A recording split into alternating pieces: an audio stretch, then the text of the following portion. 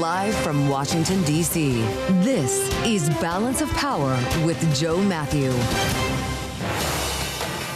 President Trump called full circle on Jeffrey Epstein. Welcome to the Monday edition as the president urges Republicans to vote for the release of the Epstein files when it hits the House floor tomorrow. We're going to get the latest from Washington when we sit down with Bloomberg's Wendy Benjaminson. The Saudi crown prince arriving at the White House tomorrow with the full flourish of a state visit and the prospect of a new order in the Middle East on the table, if not just F-35s. We're going to talk about what's on the agenda and what might come from it when we talk with former Ambassador James Jeffrey straight ahead. We'll have analysis from our political panel. Bloomberg Politics contributors Jeanne, Zaino, and Rick Davis are with us for the hour, and it's all after a look at Wall Street. We'll start there right now with Charlie Pellet.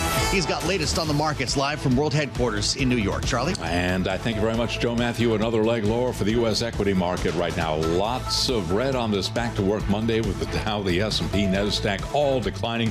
Right to the numbers here with the S&P down 25, drop there of just about 0.4%. Wall Street's holding back big bets before key data this week, also ahead of earnings from Nvidia. The Dow right now down 176, down 0.4%. It has been a choppy session today with NASDAQ now slumping 90, down 0.4%. But the Mag 7 index, our Bloomberg Mag 7 index, is holding on to a gain of 0.2%. 10 years currently yielding 4.13% with a 2-year 3.61%. Spot gold is trading lower by 0.3%, 4,074 the ounce. West Texas Intermediate crude down 0.2%, below 60 at 59.99 a barrel. And Bitcoin is now lower by 0.8%, 92,663 now on Bitcoin. Wall Street is looking ahead to Nvidia earnings Wednesday after the close of trading. Nvidia down 1.9%, but also this week, a number of key retailers will be checking in as well, including Home Depot down now by 0.3%, rival Lowe's down 0.3%, Target is slumping 0.2%, and Walmart higher by 0.3%. Again, recapping here, S&P right now down 28, drop for the S&P of 0.4%. For on-demand news 24 hours a day, subscribe to Bloomberg News Now wherever you get your podcasts. And back we go to Washington. Once again, your host, here he is, Joe Mathieu.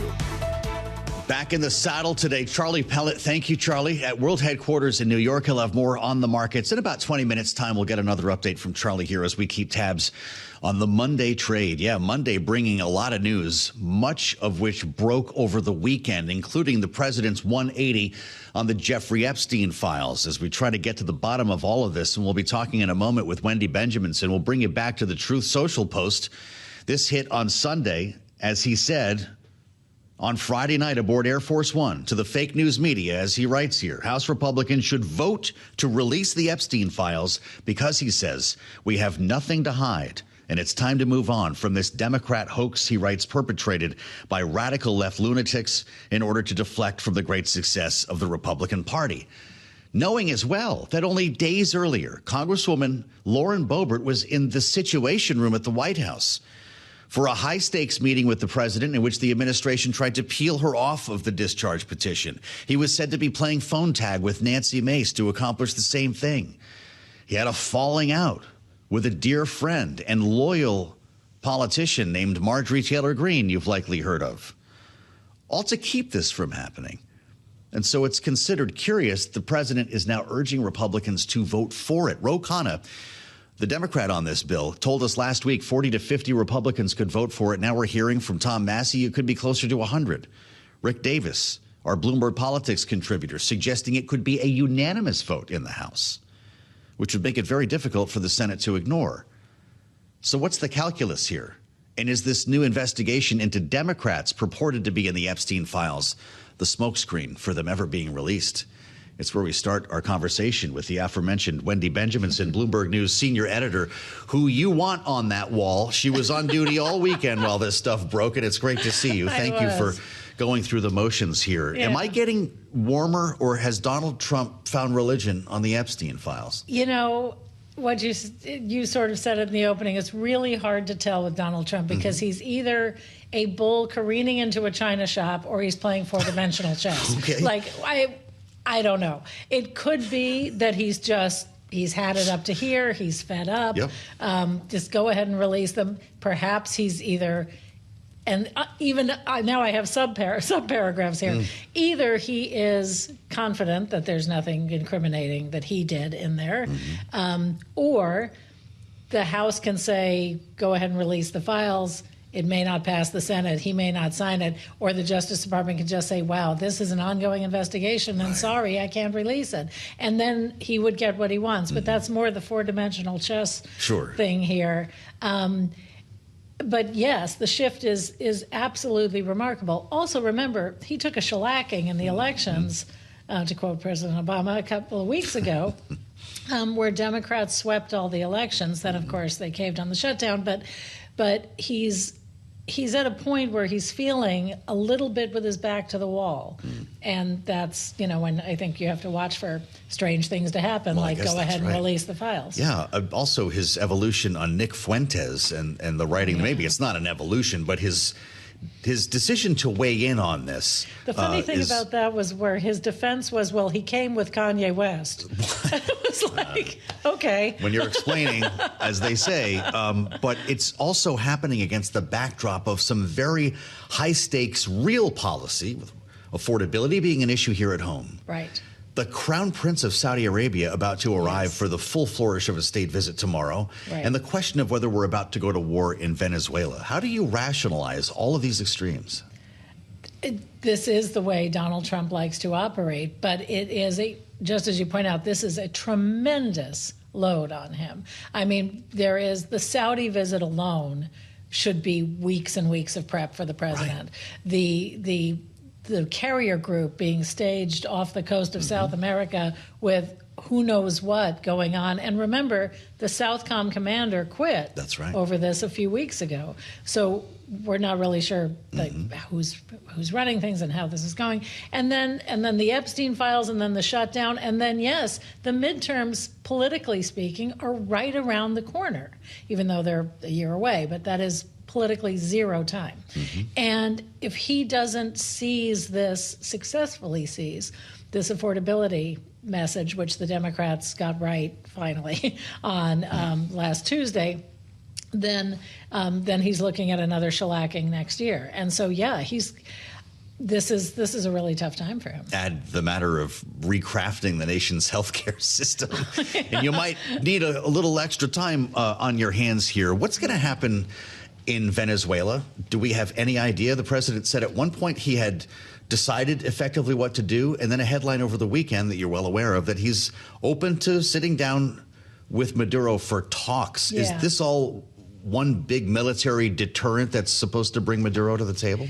Yes, I mean, I think that's the end goal, is either to bring Maduro to the table or, like Noriega, out of the country. Got it. Way back in the old days when they got rid of the So regime change is still on your list of possibilities. Yeah, and, the U.S. has a long history of regime change in South America. And, the trouble is the Venezuelan people, I think, are not entirely opposed to they're not opposed to getting rid of Maduro, but it's always the then what. And I think if Trump did seem to indicate last night that he was open to negotiations with Maduro. Maybe it's you step down and get out of town. Maybe it's something more complicated. Again, there isn't a lot of transparency here. You surely remember the fist bump heard around the world when Joe Biden went to Saudi Arabia. Jamal Khashoggi's name was still fresh in our minds. There won't be any such criticism or skepticism when MBS rolls up the driveway tomorrow in the age of Trump, will there? No, this is a full-on, I think it's not quite a state visit, but it's just shy of a full state visit. He's getting dinner at the White House. There is a chips deal on the table, which is making some members of Congress and others nervous because some of that could end up with the Chinese. He wants, the prince wants F-35 jets. He wants to buy those, which would be a change in U.S. policy because U.S. longstanding policy has been that Israel has functional military superiority, or words to that effect, so that Israel always has the strongest military in the region. They have F-35s.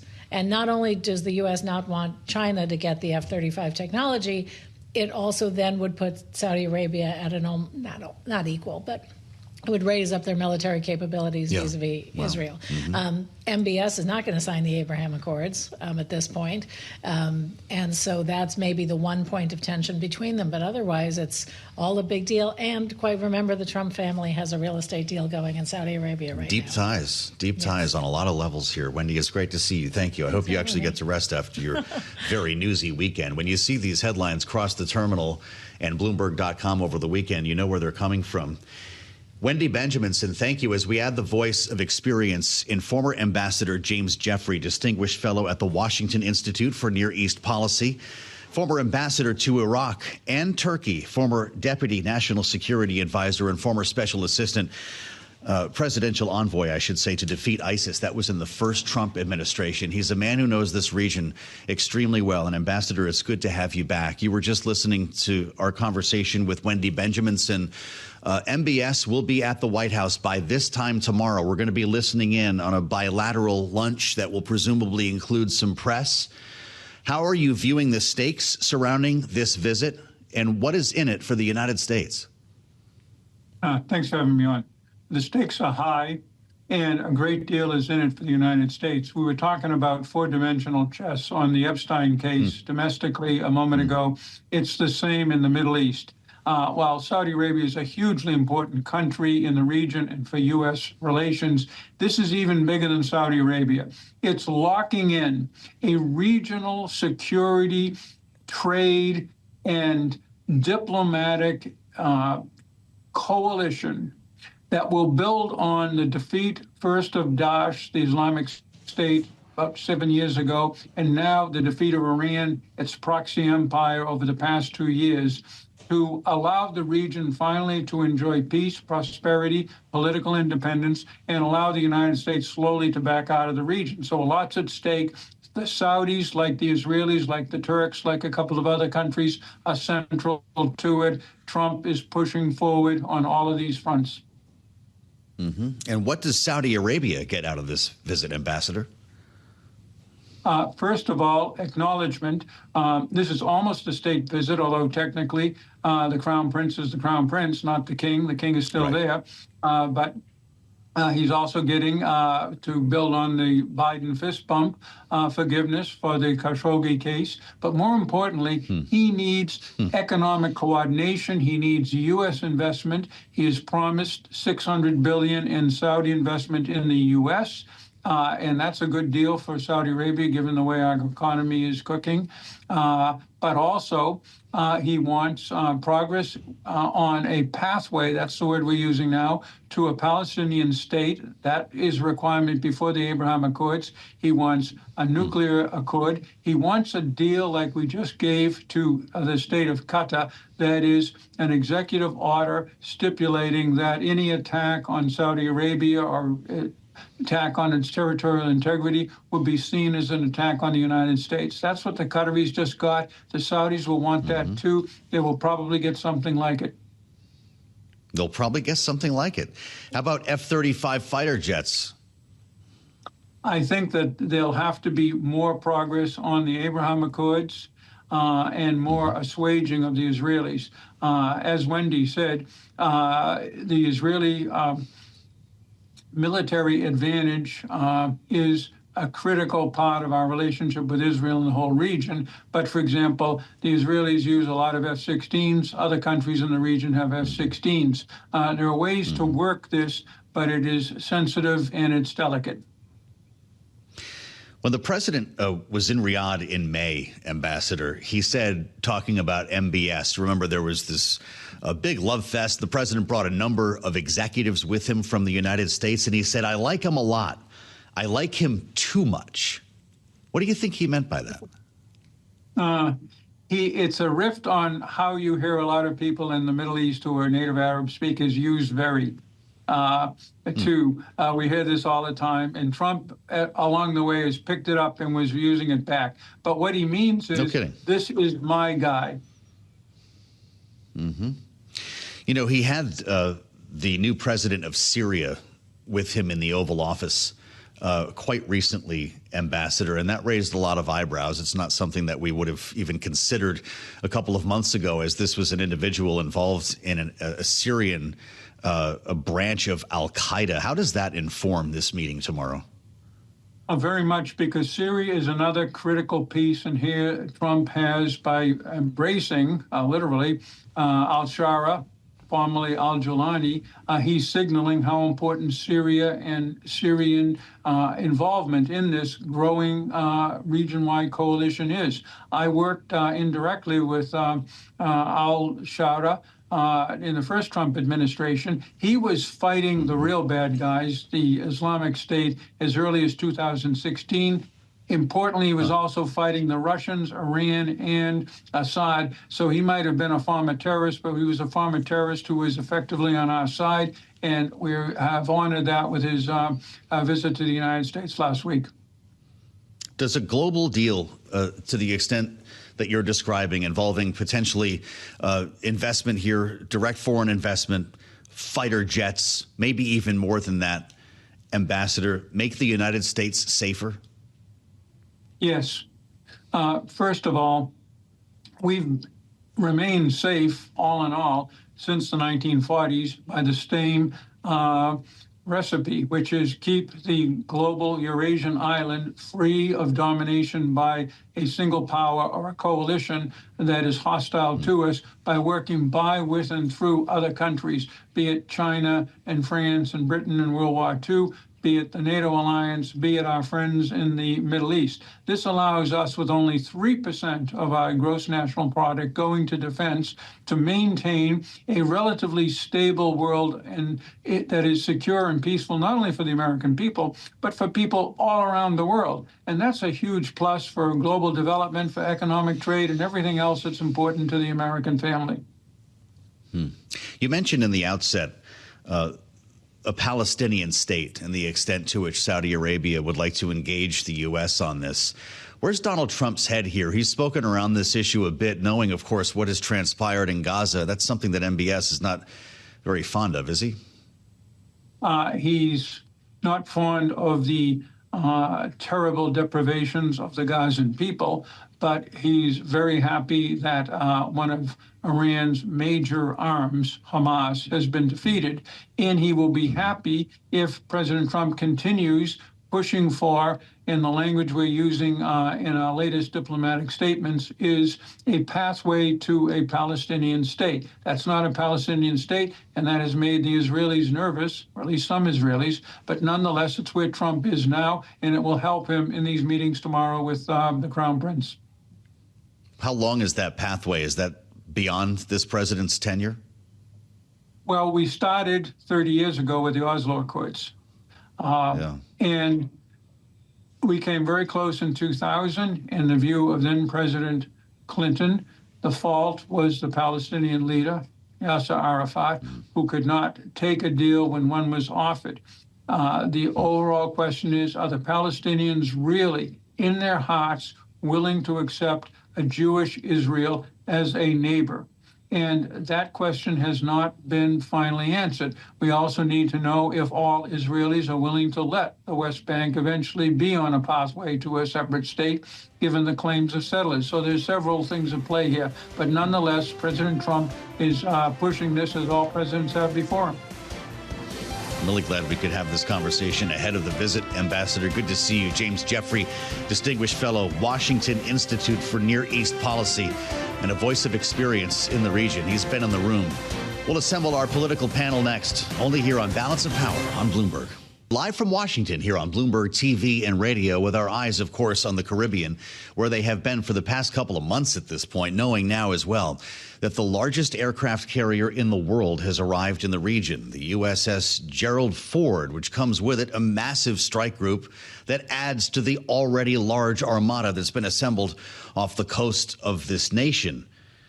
There was a thought going into the weekend that the president, having told reporters that he effectively had made up his mind what to do, was about to launch strikes against Venezuela. Now the president says he's considering talks with Venezuelan President Nicolás Maduro, even with the buildup of U.S. forces off the coast. So it's changing the dynamic here and prompting different questions as the president also prepares to host MBS, the Saudi Crown Prince, tomorrow at the White House, with the full flourish of a state visit, even though he is not the king.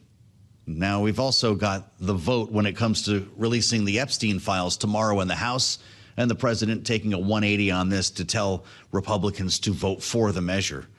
I asked earlier when we sat down with Senator Mark Warner, the Democrat from Virginia, exactly how the president can compartmentalize all of these stories at once, all of these challenges as he prepares to make such an important decision in South America. Listen to what he said. I'm not sure he can compartmentalize that much. And clearly, America's history of intervention in South America or Central America has usually ended up with a not a very good outcome. Yeah. And the Maduro government's a bad guy. We don't even recognize Maduro. But I've seen nothing that would give a basis for a military intervention. And the activities they're taking right now in the Caribbean and in the Eastern Pacific, those are all about drugs, has nothing to do with Venezuela. Mm. On the case of MBS, I have visited Saudi. I do think I've got concerns about obviously what happened with Khashoggi, but I do feel like MBS is trying to move Saudi Arabia into the 21st century. I think you've seen a great deal of empowerment of women. I think you've got an economy that's trying to move away from oil, but whether they are really going to be the long-term steady partner that I think America would hope for is, again, a bit of an open question. With the buildup of military might that we've seen in the Caribbean, do you expect that we will see either some sort of land invasion or airstrikes? Well, there would be, I can't think of any legal justification that would validate a landing, putting troops in harm's way. And even on the airstrike, I mean, this is not something, this has been building for months.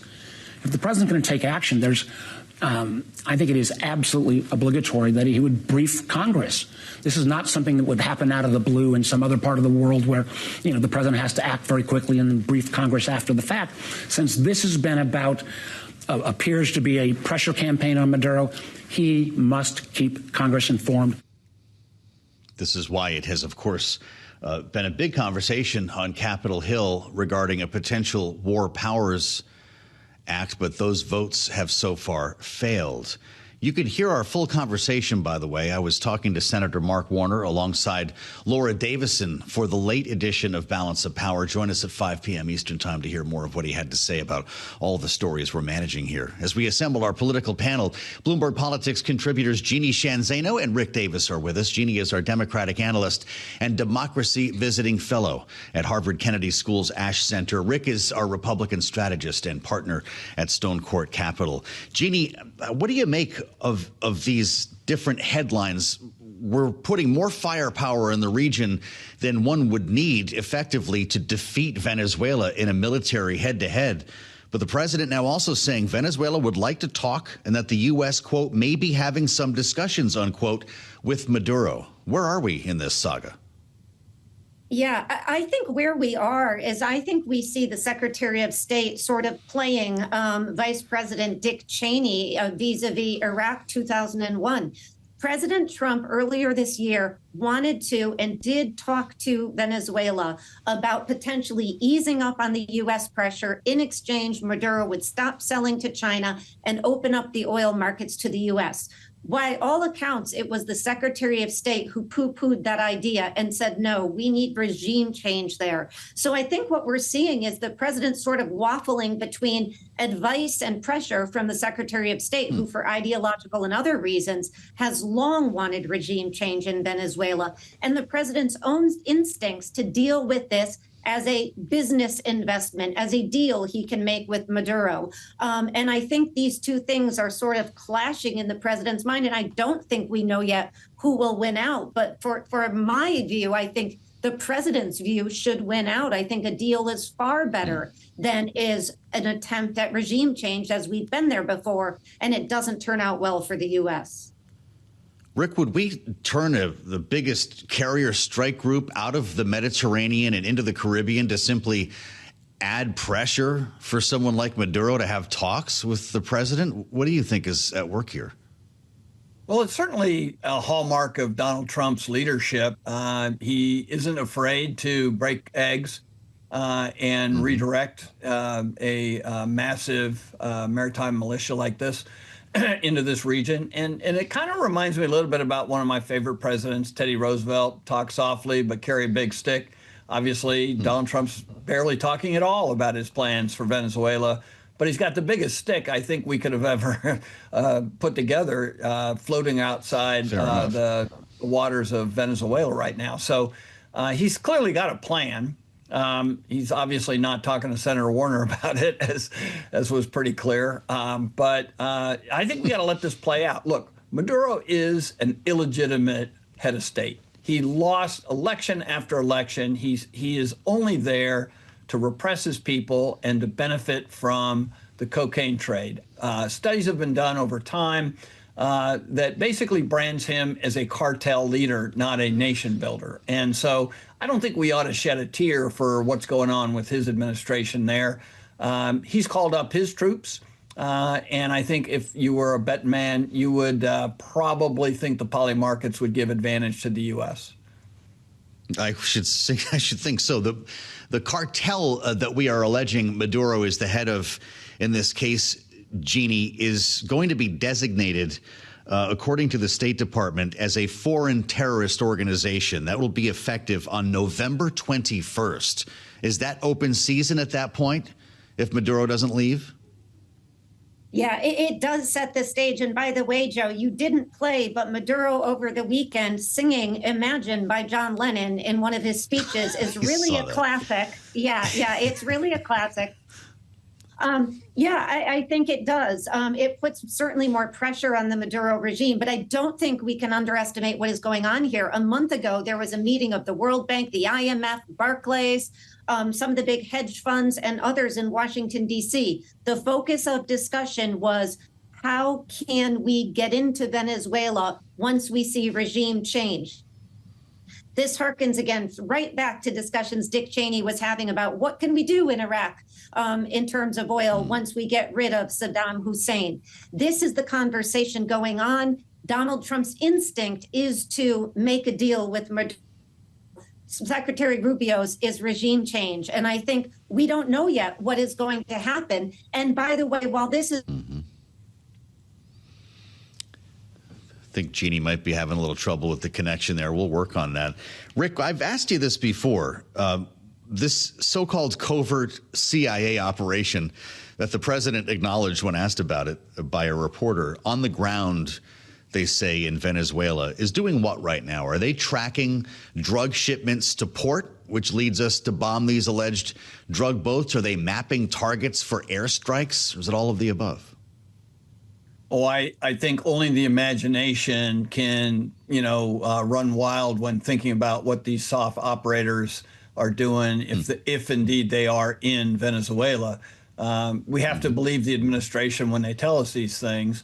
And yet these are the most highly skilled warfighters ever created in the history of the world. And so there's nothing really that I can imagine they can't do. One thing, too, is making sure that the rightful winners of the last presidential elections are protected.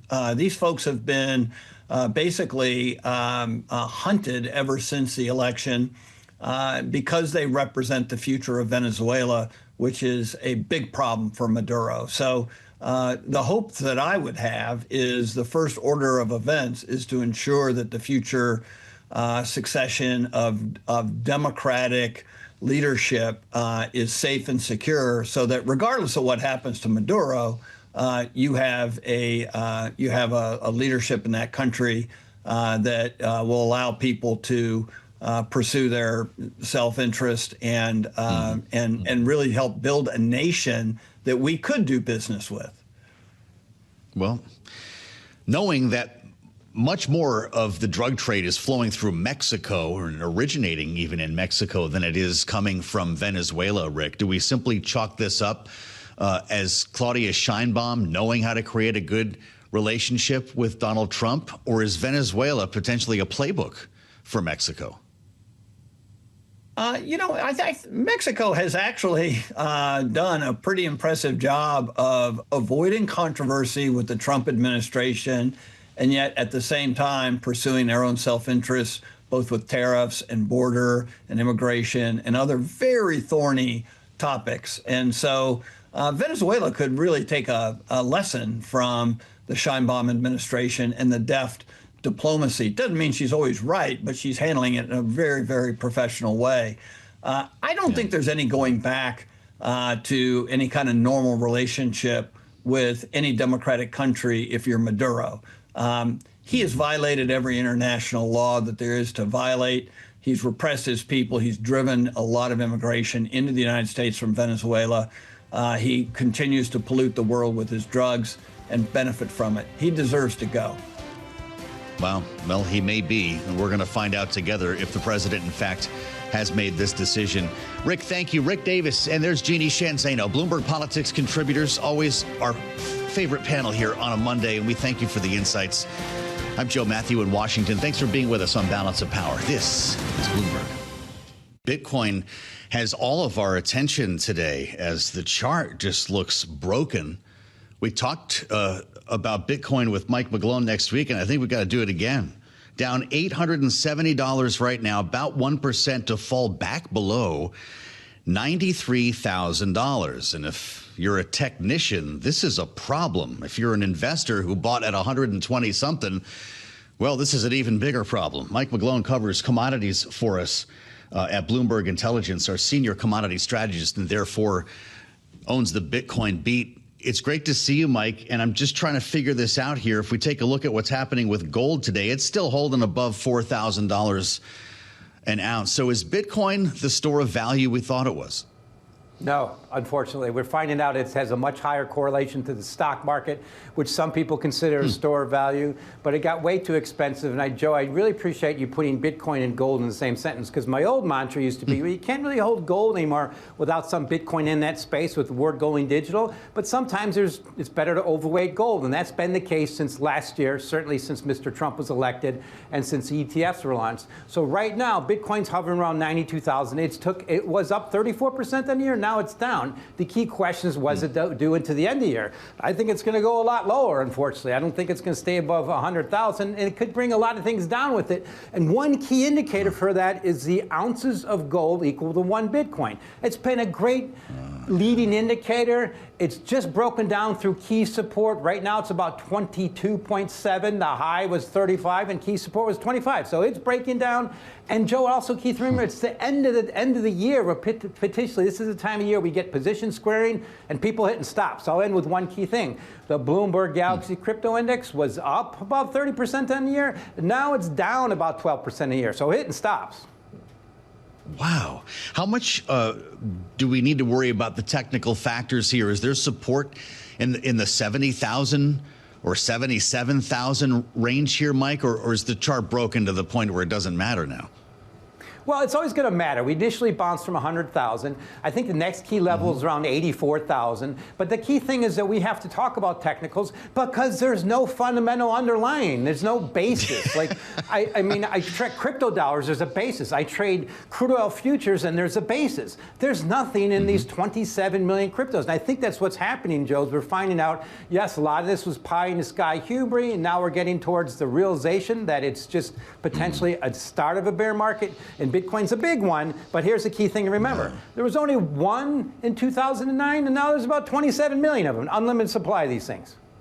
How about that? Well, you wonder about some of the forecasts. I think Tom Lee had it around $250,000. I think Kathy Wood's got like $1 million price target in 5 years or something. I don't know how you can even issue a forecast when you're in the throes of this kind of volatility. But I'm curious, Mike, what does this mean for the treasury companies, these crypto treasury companies like Strategy and others that have promised an even better hedge on crypto, sort of crypto on steroids? They're going down hard with this, too. Exactly. Strategy is one of the worst performing stocks this year. I know Michael Saylor well. He was one of my key indicators, got me bullish Bitcoin around 10,000 in 2020 when he turned toward Bitcoin. But what he did is he doubled down on the 10X. He double dog dared the market gods with the 10X. It's not a good idea. So it's starting to lead the way lower. But the key thing to remember about crypto treasuries is it's an oxymoron. Treasuries should be in the same sentence as treasuries. It doesn't make sense. And I just look at this as a classic stuff. So here's what I think is going to end up my book someday, Joe. It's going to either read that this time was different or this time wasn't different. I think it's going to be this time wasn't different. And we're going to look back at all these silly crypto things as just pie in the sky things like pets.com in 1999. Can I get the first interview when the book comes out? I'm looking forward to that. Mike McGlone, Please. Bloomberg Intelligence, Senior Commodity Strategist. Thank you, Mike. We'll keep tabs on Bitcoin for you. Like I said, we're below $93,000 right now, down more than 0.6%. President Trump is putting the apron back on this evening. I'm just assuming that's what happened the last time he had a McDonald's event. The Impact Summit, hosted by McDonald's here in Washington, is going to draw the president. This is an event that he'll be attending a little bit later on, I believe within the White House campus. I don't know what the venue is going to be here, but he's going to be talking about his affordability message, of course, with an audience of McDonald's owners and operators and suppliers who are all coming together. His favorite restaurant chain, knowing he loves a Big Mac and a Diet Coke. Loved making the fries, too, when he was at McDonald's on the campaign trail. So this one's got our attention, knowing that this is such an important message for the president, affordability. It's not just food. After the president issued those exemptions on tariffs last week on everything from beef to cocoa to bananas, it's also health care. And this is what draws our attention to our conversation with Congresswoman Gwen Moore, knowing that we've got a couple of weeks to figure something out here, either to extend Obamacare premiums, having reopened the government, or if you ask the president, recraft the entire healthcare system in the United States. I suppose a third option would be doing nothing. But here's what the president said about this over the weekend. We're negotiating with lawmakers, and I've had personal talks with some Democrats. I can't tell you who they are. I just don't want to do that. It's not fair to them, about paying large amounts of dollars back to the people. Maybe he's talking to Gwen Moore, the Congresswoman from Wisconsin's 4th District, Democrat, with us live from Capitol Hill. Congresswoman, it's great to see you. Welcome back to Bloomberg TV and radio. Have you received any overtures from Republicans when it comes to negotiating health care? I have not received any overtures, nor have I in the entire time that I've been in Congress and since we've passed the Affordable Care Act, gotten any sort of alternatives to the ACA, also known as Obamacare. And with regard to the president giving us all a couple of $1,000s for our health savings account, last time I checked, that really didn't work. Last time I checked, and I've been around for a while, people have had these health care plans, as it were, that barely cost anything, had high deductibles, didn't provide any health care at all, and it looks like Obamacare is on life support right now. Well, if we do not see an extension of these COVID-era subsidies that we've been talking about straight through the shutdown, this is a big reason why Democrats and Republicans could not get on the same page. What happens to people in Wisconsin? This is something that could cause premiums to double or quadruple, depending on where you are. Yeah, that's true. 114%, and that's an average. But it's even more than that. I had a conversation with folks this weekend, you know, and they've been seeing and listening to something other than the TV commercials and Republican and Democratic talking points. They are actually getting the proposals in the mail. And they can see that they've gone from paying, you know, $150 for coverage to like $800 a month for coverage. Just a couple of people I talked to this weekend. You know, so the whole notion that costs are going down under President Trump's administration and they're going to have an alternative. I mean, people are not stupid. They are experiencing this shift. Congresswoman, the president, you might have heard me mention, is going to be having an event with McDonald's owners and operators this evening. And we've heard from McDonald's just a couple of weeks ago in its earnings report, and it told us that low-income customers were actually falling off its list of customers, and that people with more money were trading down.